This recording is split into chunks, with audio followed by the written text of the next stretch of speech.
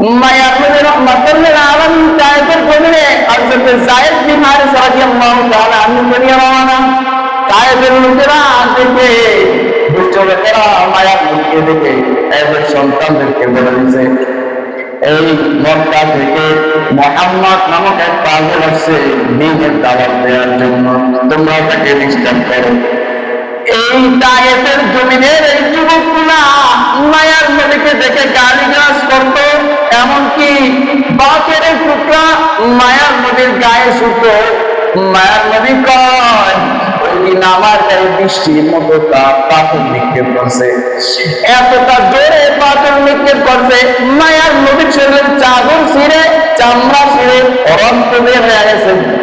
আচ্ছা, পাথর মানুষের গায়ে নিক্ষেপ করলে, পাথরটা যদি কোনো মানুষের গায়ে নিক্ষেপ করি সর্বোচ্চ চামড়া দেখাইব, কিন্তু চামড়া ফেটে রক্ত বাড়া সম্ভব নয়। তাহলে কত জোরে পাথর নিক্ষেপ করছে।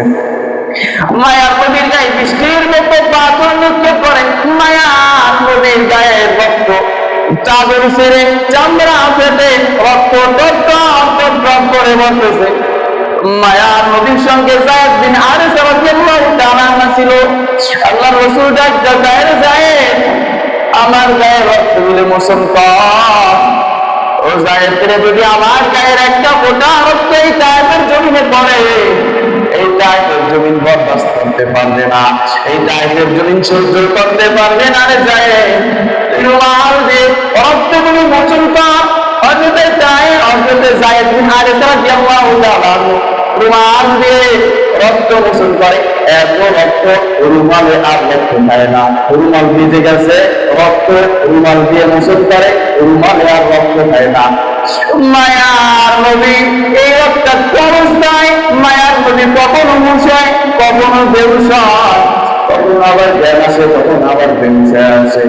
এই রক্ত পড়তে পড়তে হঠাৎ করে একটা রক্ত মায়ের নবীর পায়ের সঙ্গে দুটো আটকে গেছে, কিন্তু একটা ফোঁটা রক্ত দুটার বের কাটে মাটির সঙ্গে লেগে যাবে এমন অবস্থা, মাটিতে পড়ে যাবে এমন অবস্থা, মাটির মধ্যে পড়ে যাবে এমন অবস্থা। যায়েদ বিন হারিসা রাদিয়াল্লাহু তাআলা মায়ার নবীর গায়ে রক্ত রুমাল দিয়ে মোচন করে, রক্ত বলে খায় না। এই একটা ফোঁটা রক্ত জুতার বেলতে, মায়ার নবীর জুতার বেলটাতে মাটির মধ্যে পড়ে যাবে এমন অবস্থা, জুড়ানো অবস্থা। আল্লাহ পাক রব্বুল আলামিন এই কাহিনী বইটা আল্লাহ পাক রব্বুল আলামিন জিবরাইলকে দেখায়, ইব্রাহিম কই রে? জিবরাইল আল্লাহ আমি সাত আসমানের উপরে অর্থাৎ সিজদা করলাম, তাই আর দেরি করিস না, তাড়াতাড়ি যা। আমার বন্ধু তায়েফের জমিনে রক্তাক্ত অবস্থায় আছে, বেহুশ হয়ে আছে, এর মধ্যে একটা ফোঁটা রক্ত জুতার বেলটাতে বাইরে যে ভয় আছে পড়ে যায়। জিবরাইল রে, ওই রক্তের ফোঁটা যদি জমিনে পড়ে যায়, আমি আল্লাহ জমিনকে অনুমতি দেওয়া লাগবে না। ওই রক্তের ফোঁটা যদি জমিনে পড়ে যায়, আমি আল্লাহ জমিনকে অনুমতি দেওয়া লাগবে না, জমিনে একটা জাল জ্বালা শুরু হয়ে যাবে। জিবরাইল আর দেরি করিস না। জিবরাইল কয়, আল্লাহ আমি হলাম সাত আসমানের উপরে সিদরাতুল মুনতাহা, তোমার নবী কই তায়েফের জমিনে আমি হলাম সাত আসমানের উপরে সিদরাতুল মুনতাহা। আমি এক সেকেন্ডের মধ্যে কিভাবে তোমার নবী তার নবীর কাছে তায়েফের জমিনে কিভাবে পৌঁছাইব? আমার আল্লাহ কয়, জিবরাইল দেরি করিস না, আমি কিছু বুঝি না, আমার নবীর রক্তের ফোঁটা যেন জমিনে না পড়ে।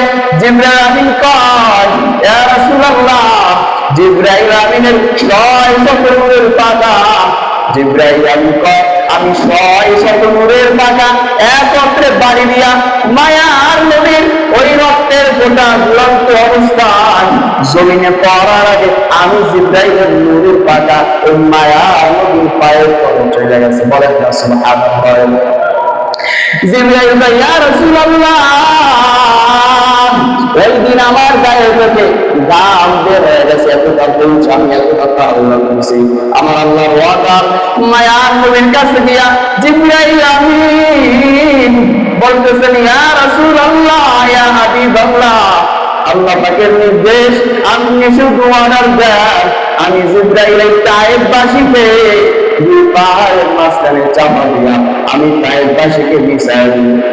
জিবরাইল আমিন ডাক দেয়া কয়, জিবরাইল না না না, এই তায়েফবাসীকে মারবি না, ওরা আমাকে বুঝো নাই।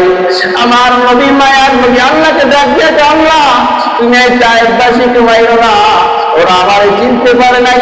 আরে দেখেন, যেই নবী রক্তাক্ত হইয়া নিজের দেহের কোনো খবর নাই, নিজে বেহুশ হয়ে আছে, এরপর বলতেছে আল্লাহ তুমি এই লোকগুলোকে ধ্বংস করিও না, তুমি এদেরকে ধ্বংস করে দাও, তাহলে আমি দিনের দাওয়াত তার কাছে পৌঁছাবো। আর এত আগুনের নবী, যেই নবীর গায়ে মশা মাছি পাওয়া হারাম, যেই নবী রাস্তা দিয়ে আসতে গেলে গাছগুলো নিয়ে নিয়ে সালাম দেয়, বাঘগুলো নিয়ে নদীতে সালাম দেয়, এই নবী এত কষ্ট দিচ্ছে। আজকে তুমি আমি মনে করতেছি ইসলাম সস্তা, ইসলাম মনে হয় পদ্মা নদী দিয়ে বেশি আসছে, ইসলাম মনে হয় বঙ্গোপসাগর দিয়ে বেশি আসছে। ইসলাম দেশে আসছে নদীর গায়ে রক্ত জন্মের মাধ্যমে, সাহাবীদের রক্ত জন্মের মাধ্যমে।